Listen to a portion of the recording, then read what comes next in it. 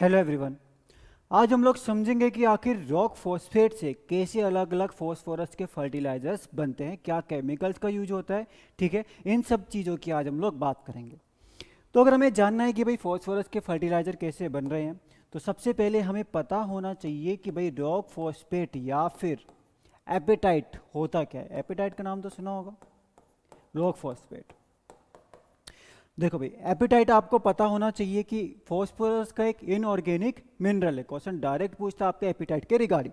तो फॉस्फोरस का जो मेन सोर्स है वो होता है आपका एपेटाइट। ठीक है, स्पेलिंग भी लिख देते हैं, जगह नहीं बची यार, यहाँ लिख दे रहा हूँ मैं एपेटाइट।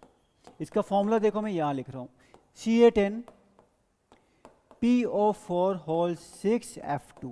ठीक है, मार्कर का साइज बढ़ा दिया, क्लियर क्लियर दिख रहा होगा। ठीक है, नहीं तो बोल तो रही हूँ मैं। या फिर CA5PO4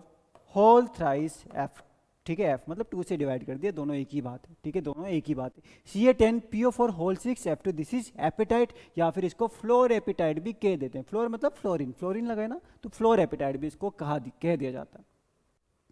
अब देखो भाई, फॉस्फोरस के जो फर्टिलाइजर्स है वो 3 टाइप के होते हैं। ठीक है, ये 3 टाइप यहाँ पे बनाते हैं इनको। पहला होता है आपका वाटर सोल्यूबल, मतलब वाटर में क्या है, ये सोल्यूबल है, वाटर में घुल जाएगा। ठीक। दूसरा होता है आपका citric acid soluble. Citric acid, citric acid मतलब लेमन, लेमन में क्या होता है, सिट्रिक एसिड ही तो होता है, सिट्रिक एसिड सोल्यूबल। और तीसरा टाइप का जो आपका फॉस्फोरस का फर्टिलाइजर होता है वो होता है इनसोल्यूबल, मतलब किसी भी चीज़ में ये सोल्यूबल नहीं है, घुलेगा नहीं। ठीक है, ये 3 टाइप के आपके मेन फॉस्फोरस के फर्टिलाइजर हैं। अब देखो, जो वाटर सोल्यूबल वाला फर्टिलाइजर है वो आपका क्या होता है, that is mono calcium phosphate. अभी धीरे धीरे इन पे पहुंचते हैं। क्या कहा, मोनो कैल्शियम फॉस्फेट। कुछ ज़्यादा ही बड़ा हो गया ना, पर ठीक है, बड़ा ही रहने देते हैं। Mono calcium phosphate. Citric acid soluble वाला होगा क्या, डाई कैल्शियम फॉस्फेट। ठीक है, शॉर्ट में लिख दे रहा हूँ थोड़ा सा, डाई कैल्शियम फॉस्फेट। ये पता होना चाहिए आपको भाई, ये इंपॉर्टेंट है। ठीक है, और तीसरा वाला जो इनसोल्यूबल है ये होता है क्या, आपका try calcium phosphate. Try calcium phosphate. ठीक है, अब इनके आपको फॉर्मूले भी पता होने चाहिए। अब देखो, मोनो कैल्शियम फॉस्फेट की अगर बात करें, चलो थोड़ा सा छोटा कर ही देते हैं इसका साइज, ये इतना ठीक है ना, बहुत छोटा भी नहीं करेंगे। मोनो कैल्शियम फॉस्फेट देखो, यहाँ पे थोड़ा सा याद करना पड़ेगा आपको। ठीक है, वैलेंसी का सारा खेल है। मोनो कैल्शियम फॉस्फेट की बात करूँ तो इसका फॉर्मूला होता है CaH2PO4 होल ट्वाइस। ठीक, this is mono calcium phosphate. ठीक है, मोनो कैल्शियम एक ही कैल्शियम है और फॉस्फेट हो गया। दूसरा मैंने बोला डाई कैल्शियम फॉस्फेट। अब यहाँ पे आपको कंफ्यूज होना नहीं है, HPO4। ठीक है, यहाँ पे क्या है आपका CaHPO4 है। ठीक है, this is die calcium phosphate. अब आप कहोगे सर ना तो 1 दिख रहा है ना तो 2 दिख रहा है, क्या ये डाई क्या है मोनो, है ना। खेल यहाँ पे सारा वैलेंसी का है, क्योंकि यहाँ पे आपको जब मैं फॉस्फोरस कभी बताऊंगा तो वहीं पे ये चीज़ समझा दूंगा मैं आपको। ठीक है, HPO4 एंड PO4, मतलब ये H3PO4 है, फॉस्फोरिक एसिड। ये भी बहुत इंपॉर्टेंट है, DAP हम इसी से बनाएंगे। ठीक है, हम TSP भी इसी से बनाएंगे, आगे डिस्कस करेंगे। अगर मैं इसका एक हाइड्रोजन हटा दूँ नेगेटिव चार्ज, एक और हाइड्रोजन हटा दूँ 2 नेगेटिव चार्ज, और सारे हाइड्रोजन हटा दूँ तो 3 नेगेटिव चार्ज होंगे। ठीक है, कैल्शियम में होता है 2 पॉजिटिव चार्ज। ठीक है, और अगर मैं H2PO4 की बात कर रहा हूँ तो इस पे है सिर्फ 1 नेगेटिव चार्ज, मतलब मुझे 2 H2PO4 यूज करने पड़ेंगे तब ये कैल्शियम के साथ जुड़ेगा। ठीक, बट अगर मैं बात करूं HPO4 की, इसमें ऑलरेडी 2 नेगेटिव चार्ज है, तो सिर्फ एक HPO4 से आपका कैल्शियम के साथ ये जुड़ जाएगा। तो वैलेंसी यहाँ पे 2 यूज हो रही है, इसलिए ये डाई कैल्शियम फॉस्फेट है। थोड़ा केमिस्ट्री का कॉन्सेप्ट है, नहीं समझ आया भूल जाओ, पर ये जरूर याद रखना इसका फॉर्मूला क्या है। ठीक है, वहाँ पे आपका H2PO4 होल ट्वाइस है, यहाँ पे आपका होल ट्वाइस वगैरह नहीं है। ठीक है, क्लियर बात, तो इतना समझ आया। ठीक है ना, ये हटा दे रहा हूँ मैं। ठीक है, वो आपका कॉन्सेप्ट आप चाहो तो भूल जाओ, बट ये आपको याद होना चाहिए, मेन चीज़ है। ठीक, ठीक है, इतनी बात होगी हमारी। अब देखो होता क्या है, अब इसको बनाएंगे कैसे अपन, है ना, आराम आराम से हम सीक्वेंस में चलेंगे। ठीक है, अब देखो रॉक फॉस्फेट से ये बना कैसे, ये भी बहुत इंपॉर्टेंट है आपका। रॉक फॉस्फेट में अगर आप मिक्स कर दो ठीक है, रॉक फॉस्फेट में अगर आप क्या करो H2SO4 सल्फ्यूरिक एसिड अगर आप मिला दोगे तो बन जाएगा क्या, mono calcium phosphate. Rock phosphate में अगर आप मिला दोगे फॉस्फोरिक एसिड H3PO4 तो बन जाएगा आपका, फिर भी बन जाएगा क्या, मोनो कैल्शियम फॉस्फेट। अगर आप इसमें मिला दोगे HCl हाइड्रोक्लोरिक एसिड तो बन जाएगा आपका डाई कैल्शियम फॉस्फेट।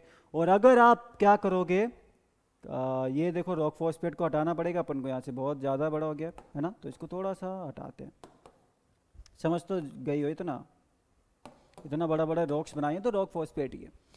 तीसरा क्या है, अगर मैं क्या करूँ, इसको ग्राइंड कर दूँ, फाइनली ग्राइंड, ठीक है, ग्राइंड कर दिया। ग्राइंड मतलब क्या है भाई, रॉक है, रॉक को मैंने क्या किया, पाउडर जैसा बना दिया, ग्राइंड कर दिया एकदम फाइन, तो वही हो आपका ट्राई कैल्शियम फॉस्फेट। ठीक है, इतनी बात समझ आए आपको। इसका भी थोड़ा फॉर्मूला लिख देते हैं, Ca3PO4 this is try calcium phosphate. Okay, तो ये आपके तीन तरीके। अब आप कहोगे सर ऊपर H2SO4 से भी बन गया है आपका मोनो कैल्शियम फॉस्फेट और H3PO4 से भी बन गया है ना, बन गया तो बन गया। देखो H2SO4 जब हम यूज कर रहे हैं ना, तो वहाँ पे आपका बनता है सिंगल सुपर फॉस्फेट SSP। बहुत इंपॉर्टेंट है, डबल स्टार मार्क करो कि SSP आपका कैसे बनता है, जब रॉक फॉस्फेट के साथ हम लोग सल्फ्यूरिक एसिड मिक्स करते हैं तो बनता है क्या, SSP। SSP में क्या क्या प्रेजेंट होता है, SSP में होता है मोनो कैल्शियम फॉस्फेट, ठीक है, ये जो आपका ये मोनो कैल्शियम फॉस्फेट लिखा है, plus gypsum H2O calcium sulphate dot 2H2O, ये दोनों आपके SSP के अंदर बनता है। लंबी चौड़ी रिएक्शन होती है यहाँ पे, और इस रिएक्शन की वजह से क्या होता है, मोनो कैल्शियम फॉस्फेट के साथ साथ जिप्सम भी बनता है, किसमें, SSP के केस में, याद रखना है। SSP के न्यूट्रिएंट कंटेंट की अगर मैं बात करूँ तो आपका न्यूट्रिएंट कंटेंट इसमें कितना चला जाएगा, 16% होगा इसमें P2O5, ठीक है, 16% होगा इसमें P2O5 आपका, 12%, 11 से 12% इसमें होता है सल्फर, क्योंकि जिप्सम आ गया तो जिप्सम में कैल्शियम भी है और जिप्सम में सल्फर भी है, और 21% होगा आपका सल्फर। और सबसे ज़्यादा जो मोस्ट कॉमनली फॉस्फोरस का फर्टिलाइजर यूज होता है that is SSP single super phosphate, क्योंकि इसको बनाना भी काफ़ी आसान है। ठीक, H3PO4 के साथ यूज किया तब आपका बनता है क्या, H3PO4 के साथ अगर मैं यूज करूंगा तो बन जाएगा TSP ट्रिपल सुपर फॉस्फेट। ठीक, इसका अगर न्यूट्रिएंट कंटेंट की बात करें तो आपका लगभग 46 से 48% होता है, ठीक है, 46 से 48% क्या, P2O5। ठीक है, क्लियर हुआ, इतना क्लियर हो गया। H3PO4 के साथ क्या बन गया, TSP बन गया। बट देखो TSP आपका है SSP से ज़्यादा बेटर है, बेटर मतलब न्यूट्रिएंट कंटेंट ज़्यादा है ना, कंसनट्रेटेड SSP आप एक तरीके से बोल सकते हो कि भाई न्यूट्रिएंट कंटेंट ज़्यादा है। पर थोड़ी दिक्कत है कि थोड़ा ये एसिड ना ज़्यादा रिलीज करता है, जिस वजह से क्या होता है कि बैग्स में स्टोर करना मुश्किल होता है, जल जाता है बैग, ठीक है। तो सबसे ज़्यादा जो यूज होता है वो SSP यूज होता है। आप कहोगे सर एक DSP करके भी सुना है, बट DSP अब बनाते नहीं, बनाना थोड़ा मुश्किल है, तो DSP का यूज़ करा नहीं जाता है, ठीक है। तो आपका 16% SSP में हो गया, 46 से 48% आपका TSP में हो गया। और तो अब एक चीज़ आपको समझ में आ गई, अगर आपसे पूछता है कि विच ऑफ द फॉलोइंग, इनमें से कौन सा फर्टिलाइजर है वो वाटर में सोल्यूबल है, तो आपका SSP भी वाटर सोल्यूबल है, आपका DSP की बात करेंगे वो भी वाटर सोल्यूबल है, और TSP जो लिखा है ये सब के सब क्या है, वाटर सोल्यूबल है, मोनो कैल्शियम फॉस्फेट है। ठीक है, पहला पॉइंट, पहला क्या पॉइंट ही खत्म। दूसरे में क्या है, HCl के साथ मिक्स किया तो बन गया क्या, डाई कैल्शियम फॉस्फेट, जो सिट्रिक एसिड में ही सोल्यूबल होगा। तीसरा पॉइंट क्या है कि इसी को हमने फाइनली ग्राइंड किया और ये क्या हो गया आपका, इनसोल्यूबल हो गया। इनसोल्यूबल के रिगार्डिंग एक दो पॉइंट और बताता हूँ, ठीक है, पेन और छोटा करना पड़ेगा मैं, ठीक। इनसोल्यूबल में देखो मैंने क्या कहा कि भाई ट्राई कैल्शियम फॉस्फेट है, ये इनसोल्यूबल है, मिक्स नहीं होगा, ठीक है, ये रॉक फॉस्फेट है। तो इसका भी P2O5 कंटेंट अपन देख लेते हैं, है ना। इसमें आपका P2O5 होता है आपका 30 से 38% P2O5। अगर आपसे पूछते हैं कि भाई रॉक फॉस्फेट में P2O5 कंटेंट कितना होता है, ठीक है, रॉक फॉस्फेट में तो आपका होता है कितना, 30 से 38% P2O5 कंटेंट आपका यहाँ पे प्रेजेंट होगा।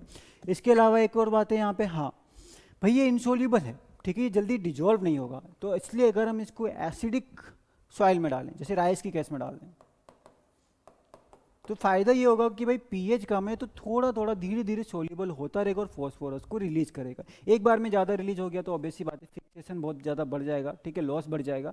तो क्या होगा कि एसिडिक सॉइल में डालोगे तो फिर थोड़ा थोड़ा धीरे धीरे सोल्यूबल होता रहेगा, रिलीज होता रहेगा। तो राइस के केस में या एसिडिक सॉइल में जनरली हम लोग आपका ट्राई कैल्शियम फॉस्फेट या फिर रॉक फॉस्फेट का यूज करते हैं कि रॉक फॉस्फेट फाइनली ग्राइंड करके हमने सीधा सीधा अप्लाई कर दिया, ठीक है। तो ये आपकी 3 मेन फॉस्फोरस के फर्टिलाइजर हैं, बट अभी कहानी थोड़ी सी बची, ज़्यादा नहीं बची, थोड़ी सी बची है, ठीक है, थोड़ी सी बची है, बट मेरे पास जगह नहीं बची है ना, जगह बनाते हैं पहले, जगह अपन बनाएंगे यहाँ पे, ठीक है। इसको एपेटाइट का फॉर्मूला हटाते हैं।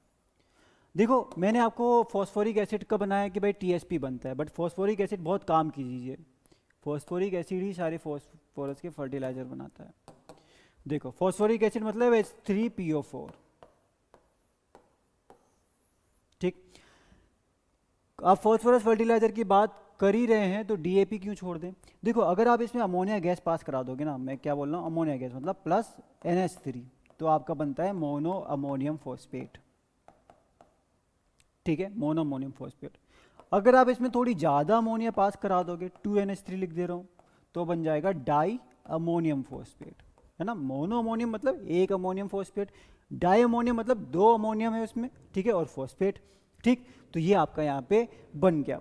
इसके न्यूट्रिएंट कंटेंट की बात करूँ तो ये आपका लगभग 48% इसमें P2O5% होता है MAP में, ठीक है, और आपका 11 से 12% नाइट्रोजन होता है, ठीक।